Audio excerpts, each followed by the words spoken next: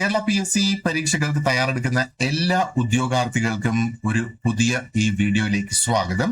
അപ്പൊ ഇവിടെ നമ്മൾ ഇനി വരാനിരിക്കുന്ന, ഇതിപ്പോ മെയ് മാസമാണ് 2026 അല്ലെ. അപ്പൊ ഈ മാസം തന്നെ വരാനിരിക്കുന്ന ഒരു നോട്ടിഫിക്കേഷനെ കുറിച്ചിട്ടാണ് നമ്മൾ ഈ ഒരു വീഡിയോയിൽ ചർച്ച ചെയ്യുന്നത്.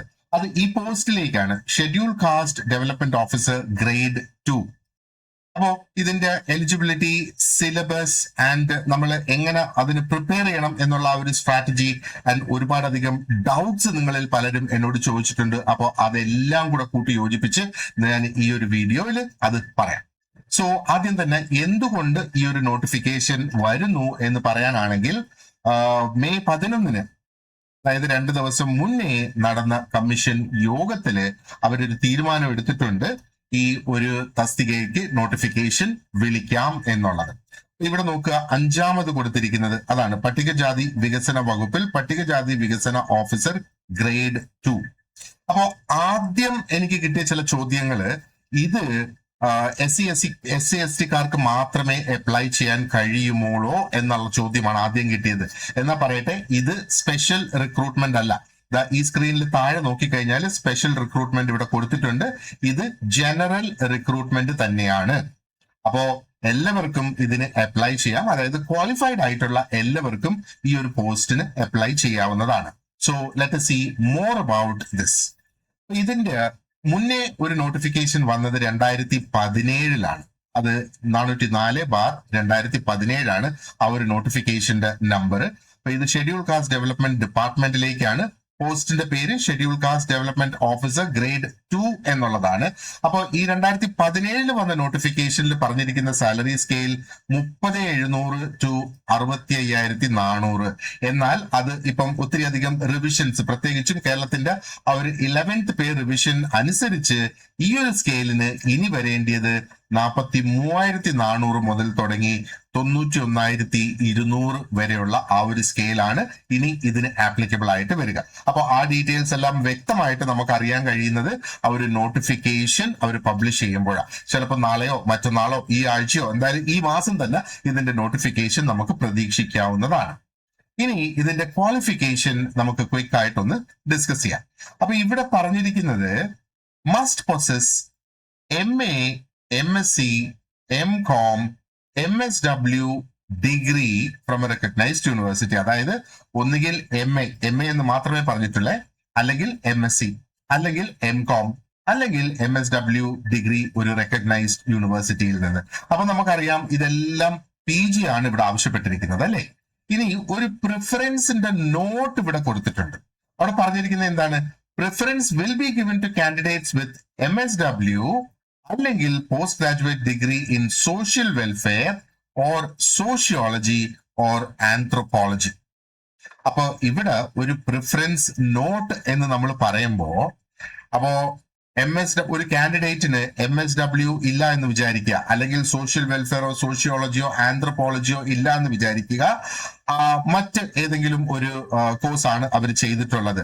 അപ്പൊ അവർക്ക് MA ഉണ്ട്, MSc ഉണ്ട്, അല്ലെങ്കിൽ MCom ഉണ്ട്, അല്ലെങ്കിൽ MSW, അവർക്കും അപ്ലൈ ചെയ്യാം എന്നുള്ളതാണ്. അപ്പോ എലിജിബിൾ ആണ്, എല്ലാ കാൻഡിഡേറ്റ്സും എലിജിബിൾ ആണ്. പക്ഷേ PSC ഇവിടെ പ്രിഫറൻസ് കൊടുക്കാൻ പോകുന്നത് MSW-കാർക്കും post graduate degree in social welfare, അല്ലെങ്കിൽ post graduate degree in sociology, അല്ലെങ്കിൽ PG ഇൻ ആന്ത്രോപോളജി. ഇനി നമ്മൾ ഇതിനെ ഒന്ന് തിരിച്ചു പറയാനാണെങ്കിൽ, ഈ പറയുന്ന ഡിഗ്രീസ് ഇല്ലാത്ത ആൾക്കാർ ഉള്ള സാഹചര്യത്തിലായിരിക്കും അത് ഇങ്ങോട്ട് പോവുക. മനസ്സിലായില്ലേ? അപ്പോ അതായത് ഇതിന്റെ ആ ഒരു ക്വാളിഫിക്കേഷൻ വെച്ചുള്ള ആ ഒരു എന്താ പറയേണ്ടത്, ഒരു ക്രൈറ്റീരിയ ആണ് ഞാൻ ഇവിടെ പറഞ്ഞത്. അപ്പോ എസെൻഷ്യൽ ക്വാളിഫിക്കേഷൻ ആണ് ആ ഒരു മിനിമം എലിജിബിലിറ്റി. അതാണ് ഇവിടെ point 1 പറഞ്ഞിട്ടുള്ളത്. ആ ഒരു പ്രിഫറൻഷ്യൽ ക്വാളിഫിക്കേഷൻ എന്ന് പറയുമ്പോഴത്തേക്ക് അവിടെ ഒരു എക്സ്ട്രാ അഡ്വാൻറ്റേജ് അവിടെ വരുന്നു എന്നുള്ളതാണ്. പക്ഷെ അപ്ലൈ ചെയ്യുന്നതിന് ഈ പ്രിഫറൻഷ്യൽ ഡിഗ്രീസ് വേണം എന്ന് നിർബന്ധമില്ല. ഉദാഹരണത്തിന് ഒരു MCom ഉള്ള വ്യക്തിയും എലിജിബിൾ ആണ് ഇവിടെ.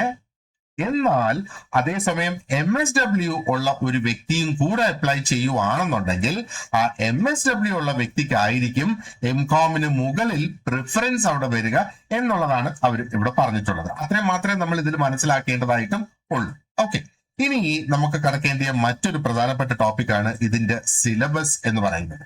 അപ്പൊ ഇവിടെ നോക്കിയേ, 2021 ഈ ഒരു പരീക്ഷ നടന്നത്, 404/2017.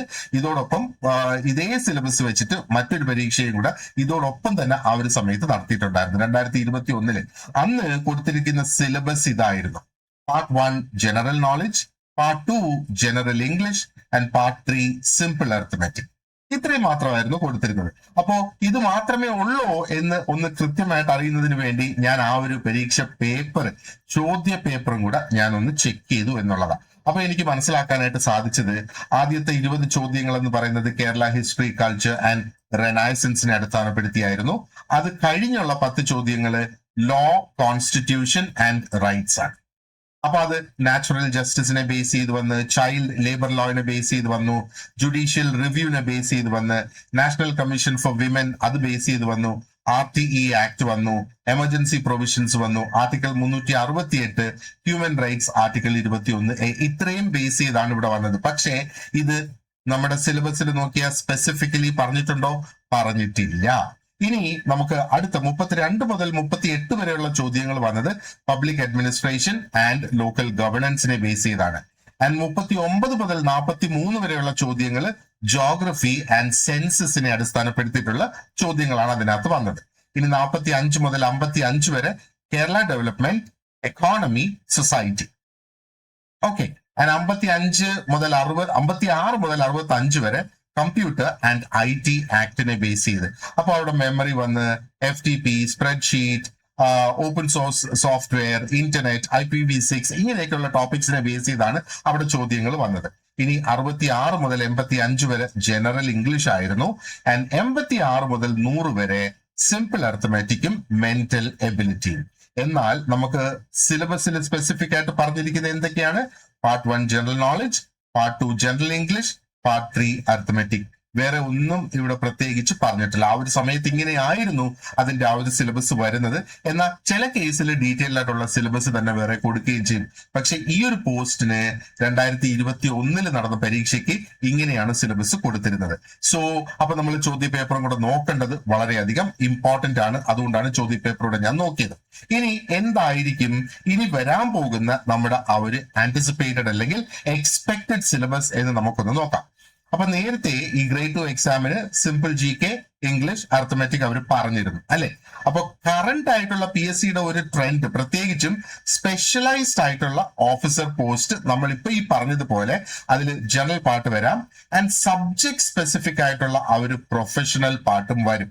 അപ്പൊ ഞാൻ പേഴ്സണലി വിശ്വസിക്കുന്നത് ഈ സബ്ജക്ട് സ്പെസിഫിക് ആയിട്ടുള്ള പ്രൊഫഷണൽ പാർട്ട് മാത്രമായിരിക്കും ഇനി വരിക. ഈ ഒരു ജനറൽ പാർട്ട് വരാനുള്ള സാധ്യത കുറവാണ് എന്നുള്ളതാണ് ഞാൻ വിചാരിക്കുന്നത്. അപ്പോ കഴിഞ്ഞ ക്വാളിഫിക്കേഷൻ നമ്മൾ നോക്കുകയാണെന്നുണ്ടെങ്കിൽ ഇത്രയായിരുന്നല്ലേ, MA, MSW, MCOM ഇതൊക്കെയായിരുന്നു അതിനകത്ത് പറഞ്ഞിരുന്നത്. അപ്പോ അതിന്റെ അർത്ഥം നമ്മൾ ഇനി നോക്കുമ്പോൾ ആ ഒരു ആന്റിസിപ്പേറ്റ് സിലബസില്, അല്ലെങ്കിൽ ഇനി നമ്മൾ എന്തായിരിക്കും സിലബസ് എന്ന് വിചാരിക്കുമ്പോൾ ആ PSCയുടെ GK മാത്രം നമ്മൾ നോക്കിയാൽ പോരാ. ഇനി ഇതിന് സമാനമായ ചില പോസ്റ്റുകൾ എടുത്ത് അതിന്റെ സിലബസ് നമുക്ക് ക്വിക്ക് ആയിട്ടൊന്ന് ഡിസ്കസ് ചെയ്യാം. ഞാനിത് പറയുന്നത് നമുക്കൊരു ബോധ്യം വരണം അല്ലെ, ഇന്നതായിരിക്കും ഇനി വരുന്ന ആ ഒരു സിലബസ് എന്നുള്ള ആ ഒരു ബോധ്യം വരണം. നമ്മളിപ്പോ വെൽഫെയർ ഓഫീസർ ഗ്രേഡ് 2, അതേപോലെ പ്രിസൺസ് ആൻഡ് കറക്ഷണൽ സർവീസസ് അതൊക്കെ നോക്കുവാണെന്നുണ്ടെങ്കിൽ ലേറ്റസ്റ്റ് ആയിട്ടുള്ള അതിന്റെ സിലബസ് ഫുള്ളി സ്പെഷ്യലൈസ്ഡ് ആയിട്ടുള്ളതാണ് അല്ലെ. അപ്പൊ അതിനകത്ത് സോഷ്യൽ വർക്കിന്റെ ഫൗണ്ടേഷൻസ്, കേസ് വർക്ക് അങ്ങനെ തുടങ്ങിയെന്ന് പോകുന്നു. ഇനി നമ്മൾ പ്രൊബേഷൻ ഓഫീസറുടെ നോക്കുകയാണെങ്കിലോ, probation officer grade 2 social justice ഡിപ്പാർട്ട്മെന്റിലേക്ക് വന്നതാണിത്. അവിടെയും നമ്മൾ നോക്കുവാണെന്നുണ്ടെങ്കിൽ ആ ഒരു സിലബസ് പാറ്റേൺ നോക്കിയാൽ GK, കോൺസ്റ്റിറ്റ്യൂഷൻ, റെനൈസൻസ് അത് 20 മാർക്കിന്, 40 മാർക്കിന് സോഷ്യോളജിയും 40 മാർക്കിന് സോഷ്യൽ വർക്കുമാണ് അതിനകത്ത് വന്നിട്ടുള്ളത്.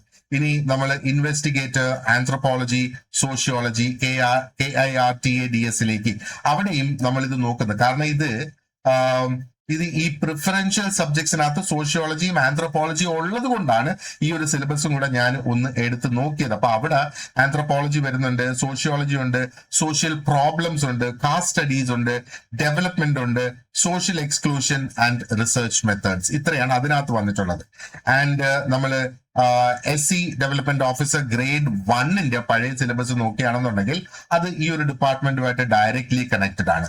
അതിനകത്തും ആ ഒരു aptitude, reasoning, GK, Kerala, India, constitution, English, social welfare schemes, IT and cyber laws, ഇത് നമ്മളിപ്പോ നോക്കുന്നത് ഗ്രേഡ് 2 ആൻഡ് ഇനി നമ്മൾ ആ ഒരു SC ഡെവലപ്മെന്റ് ഡിപ്പാർട്ട്മെന്റിന്റെ ടെസ്റ്റ് അല്ലെങ്കിൽ ആ ഒരു ഡിപ്പാർട്ട്മെന്റ് ടെസ്റ്റ് അല്ലെങ്കിൽ ഹാൻഡ് ബുക്ക് നമ്മൾ നോക്കുകയാണെന്നുണ്ടെങ്കിൽ എന്താ പറയേണ്ടത്, SC സ്കീംസ് അതിനകത്ത് അറിയേണ്ടതായിട്ടുണ്ട്.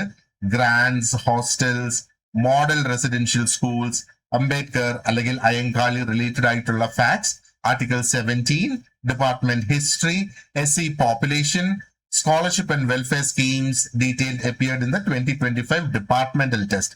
അപ്പോ ആ ഒരു ഡിപ്പാർട്ട്മെന്റിൽ എന്താ പറയേണ്ടത്, ആ ഒരു പ്രൊമോഷൻ വരുന്നതിന് വേണ്ടിയിട്ടാണ് ഡിപ്പാർട്ട്മെന്റൽ ടെസ്റ്റ് നടത്തുന്നത്. അപ്പൊ ഇവിടുന്ന് ഏകദേശം ഒരു വളരെ ക്ലിയർ ഐഡിയ നമുക്ക് കിട്ടുന്നുണ്ട് എങ്ങനെയായിരിക്കും ഇതിന്റെയൊക്കെ റീസെന്റ് ആയിട്ടുള്ള സിലബസ് ഇനി വരാൻ പോകുന്നത് എന്ന്. അപ്പോ എക്സ്പെക്റ്റഡ് ആയിട്ട് നമുക്ക് ഈ ഒരു രീതിയിൽ വേണമെങ്കിൽ പറയാം. നമ്മൾ ഇപ്പൊ ആ ഒരു core GK, current affairs, English, arithmetic, reasoning അതിനെ നമ്മൾ ഒഴിവാക്കേണ്ട തൽക്കാലം. കാരണം ഇത് മറ്റനേകം പരീക്ഷകൾക്കും നിങ്ങൾ ഇത് പഠിക്കുന്നത് തന്നെയാണ് അല്ലെ. അപ്പൊ ഇതിനു വേണ്ടി പ്രത്യേകം സമയം വേറെ ചെലവഴിക്കണം നിർബന്ധമില്ല. അതിന് ഒരു 20-25 മാർക്ക് എക്സ്പെക്റ്റഡ് ആയിട്ട് ഇത് ഇൻക്ലൂഡഡ് ആണെങ്കിൽ ഇതെല്ലാം കൂടെ ചേർത്ത് അത്രയും വരാം. പിന്നെ constitution, social justice, SC/ST related ആയിട്ടുള്ള ലോസ്, അതൊരു 15 മാർക്കിന്റെ ചോദ്യങ്ങൾ പ്രതീക്ഷിക്കാം. അതൊരു പക്ഷെ ഇങ്ങനെ ആയിരിക്കില്ല വരിക, അത് സോഷ്യോളജിയുടെയോ സോഷ്യൽ വർക്കിന്റെയോ ഭാഗമായിട്ടായിരിക്കും അത് വരുന്നത്. ഇനി SC ഡെവലപ്മെന്റ് ഡിപ്പാർട്ട്മെന്റ്, അതിന്റെ സ്കീംസ്, അതിന്റെ ഹാൻഡ് ബുക്കിൽ നിന്നുള്ള ഇൻഫർമേഷൻ ഒക്കെ ഒരു 20 മാർക്കിന്റെ ചോദ്യം വരാം. Social work, social welfare administration, അതിലും ഒരു 20 മാർക്കിന്റെ ചോദ്യം നമുക്ക് പ്രതീക്ഷിക്കാം. ആൻഡ് പിന്നെ ആന്ത്രോപോളജി പ്ലസ് മാർജിനലൈസ്ഡ് കമ്മ്യൂണിറ്റീസ് നോക്കിയാൽ 5 മാർക്കിന്റെ ചോദ്യങ്ങൾ. റിസർച്ച്, സ്റ്റാറ്റിസ്റ്റിക്സ്, മോണിറ്ററിംഗ്, ഇവാലുവേഷൻ, അതിനും ഒരു 5 മാർക്കിന്റെ ചോദ്യങ്ങൾ പ്രതീക്ഷിക്കാം. പബ്ലിക് അഡ്മിനിസ്ട്രേഷൻ, അക്കൗണ്ട്സ് ആൻഡ് ഫണ്ടിന്റെ ബേസിക്സ്, അത് ഒരു 5 മാർക്കിന്റെ ചോദ്യങ്ങൾ നമുക്ക് അതിൽ നിന്നും പ്രതീക്ഷിക്കാം. അപ്പൊ ഏകദേശം ഈ ഒരു രൂപത്തിൽ നമ്മൾ ആ ഒരു പ്രിപ്പറേഷൻ അങ്ങ് സ്റ്റാർട്ട് ചെയ്യുക.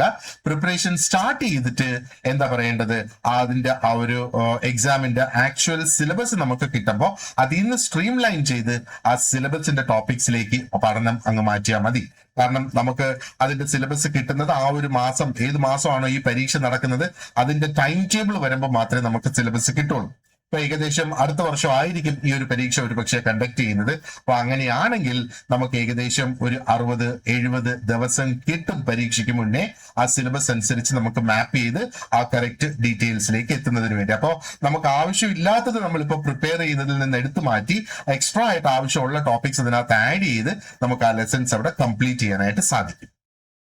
ഇനി നമുക്ക് ക്വിക്ക് ആയിട്ട് കഴിഞ്ഞ പരീക്ഷ നടന്നതിന് ശേഷം എങ്ങനെയൊക്കെയാണ് അതിന്റെ അപ്പോയിന്റ്മെന്റ് വന്നത്, എന്തൊക്കെയായിരുന്നു വേക്കൻസീസ്, അതിന്റെ ഒരു ഡീറ്റെയിൽ കൂടെ നമുക്ക് നോക്കാം. അപ്പോൾ ഈ ഒരു കാറ്റഗറി ആയിരുന്നു അല്ലെ 404/2017 ഈ കാണുന്ന പോലെ schedule caste development officer grade 2. Okay, അപ്പോ ഇതിന്റെ ആ ഒരു ലേറ്റസ്റ്റ് ആയിട്ടുള്ള ആ ഒരു അഡ്വൈസ് എടുത്ത് നോക്കിക്കഴിഞ്ഞാൽ നമുക്ക് അതിന്റെ ഡീറ്റെയിൽസ് അറിയാം. പക്ഷേ let me just give you A summary. ഈ സ്ക്രീനിൽ നിന്ന് തന്നെ നമുക്ക് കിട്ടുന്ന സമ്മറി ഞാൻ ജസ്റ്റ് ഒന്ന് കാണിക്കാം. ഇവിടെ നോക്ക്, 2018 മുതൽ തുടങ്ങി 2038-2025 വരെ ഇതിനകത്ത് വേക്കൻസീസ് വന്നിട്ടുണ്ട്. അപ്പൊ ഇവിടെ നോക്കിയാൽ ആദ്യം 7 വേക്കൻസീസ്, 22. ഈ 7ഉം 22ഉമാണ് ഈ ഒരു എക്സാം കഴിഞ്ഞ ഉടനെ അവര് അപ്പോയിന്റ്മെന്റ്സ് കൊടുത്തത് ഇത്രയാണ്. അതിനുശേഷം വന്നിട്ടുള്ള ഈ വേക്കൻസീസിനും ഒക്കെ അപ്പോയിന്റ്മെന്റ് കൊടുത്തിട്ടുണ്ട്. ഇതിന് ശേഷമാണ് അവര് എന്താ പറയേണ്ടത്, ഈ ഒരു റാങ്ക് ലിസ്റ്റ് അസാധുവാക്കി എന്നുള്ള ആ ഒരു നോട്ടിഫിക്കേഷനും കൂടെ നൽകിയത്. അപ്പൊ ഇത്രയാണ് ഈ ഒരു തസ്തികയുടെ കാര്യങ്ങൾ നമ്മൾ നോക്കുകയാണെന്നുണ്ടെങ്കിൽ ബേസിക് ഇൻഫർമേഷൻ. അപ്പൊ കൂടുതലായിട്ടുള്ള ഡീറ്റെയിൽസ് നമുക്ക് ഇതിന്റെ ആ ഒരു നോട്ടിഫിക്കേഷൻ വരുമ്പോൾ മനസ്സിലാക്കാം. അപ്പൊ ഇതിനും നമ്മൾ കോഴ്സ് സ്റ്റാർട്ട് ചെയ്തിട്ടുണ്ട്. അപ്പൊ ഇതിന് നമ്മൾ ആ ഒരു കംപ്ലീറ്റ് സിലബസ് ഇവിടെ കവർ ചെയ്യും. നമ്മൾ ഡിസ്കസ് ചെയ്ത ആ ഒരു ആന്റിസിപ്പേറ്റഡ് സിലബസ് വെച്ചിട്ടായിരിക്കും നമ്മൾ സ്റ്റാർട്ട് ചെയ്യുന്നത്. ആൻഡ് നമ്മൾ ആ പുതിയ സിലബസ് ലഭിക്കുന്ന അനുസരിച്ച് ബാക്കി ടോപ്പിക്സ് എല്ലാം അതിനകത്ത് അവൈലബിൾ ആക്കാം. അപ്പോൾ ടോപ്പിക് വൈസ് ആയിട്ടുള്ള സ്റ്റഡി മെറ്റീരിയൽസ് ആയിരിക്കും നിങ്ങൾക്ക് ഇതിന് അവൈലബിൾ ആക്കുക. ഡീറ്റെയിൽഡ് ആയിട്ടുള്ള നോട്ട്സ് ഉണ്ടാകും, multiple choice questions which will be supported by recorded video classes. Regular ആയിട്ടുള്ള ടെസ്റ്റും റിവിഷൻ പ്രാക്ടീസും ആൻഡ് ഞാൻ എന്താ പറയേണ്ടത്, പുതിയതായിട്ടുള്ള ഒരു ഫീച്ചറാണ് ഈ ആഡ് ചെയ്തേക്കുന്നത്, പേഴ്സണലൈസ്ഡ് ആയിട്ടുള്ള ആ ഒരു പ്രോഗ്രസ് ട്രാക്കിംഗ് എന്ന് പറയുന്നത്. അപ്പൊ അതിന് നമുക്ക് നമ്മുടെ ഓരോരുത്തരുടെയും പ്രോഗ്രസ് ട്രാക്ക് ചെയ്യുന്നതിന് ഒരു ഡാഷ്ബോർഡ് ഉണ്ടാകും ആൻഡ് ഇൻഡിവിജ്വൽ ആയിട്ടുള്ള സ്റ്റഡി പ്ലാൻ. അതായത് നമ്മൾ ഈ റെഗുലർ ആയിട്ട് നടത്തുന്ന ടെസ്റ്റിനെ അടിസ്ഥാനപ്പെടുത്തി ഓരോരുത്തരുടെ വീക്ക് ഏരിയാസ് എന്താണ്, അവരുടെ സ്ട്രോങ് ഏരിയാസ് എന്താണ് എന്നൊക്കെയുള്ളത് മനസ്സിലാക്കിയിട്ട് ഇൻഡിവിജ്വൽ സ്റ്റഡി പ്ലാൻ അവൈലബിൾ ആക്കും. അതായത് ചില വ്യക്തികൾക്ക് ചില ടോപ്പിക്കിലായിരിക്കും അവർക്കൊന്ന് ഫോക്കസ് ചെയ്യേണ്ടി വരിക, ചില വ്യക്തികൾക്ക് മറ്റേതെങ്കിലും ടോപ്പിക്കിലായിരിക്കും ഫോക്കസ് ചെയ്യേണ്ടി വരിക. അതാണ് ഇൻഡിവിജ്വൽ സ്റ്റഡി പ്ലാൻ എന്നുള്ളത് കൊണ്ട് ഞാൻ ഉദ്ദേശിക്കുന്നത്. അപ്പോ ഈ ഒരു തസ്തികയെ കുറിച്ചോ അല്ലെങ്കിൽ കോഴ്സിന്റെ ഡീറ്റെയിൽസ് കൂടുതൽ അറിയുന്നതിന് നിങ്ങൾക്ക് എന്നെ ഈ നമ്പറിൽ കോൺടാക്ട് ചെയ്യാം. അപ്പൊ ഇതേ നമ്പറും നമ്മുടെ ഒരു വാട്സാപ്പ് സ്റ്റഡി ഗ്രൂപ്പും കൂടെ ഇതിന് വേണ്ടിയിട്ട് ക്രാഫ്റ്റ് ചെയ്തിട്ടുണ്ട്. അപ്പോൾ അതിൽ ജോയിൻ ചെയ്യുന്നതിനുള്ള ലിങ്കും ഒക്കെ ഈ വീഡിയോയുടെ ഡിസ്ക്രിപ്ഷൻ ബോക്സിൽ ഞാൻ കൊടുത്തിട്ടുണ്ടാകും. So please feel free to send me a message or call me any time you have a doubt. So thank you very much for watching this video and you have an excellent day ahead. Wish you all the very best.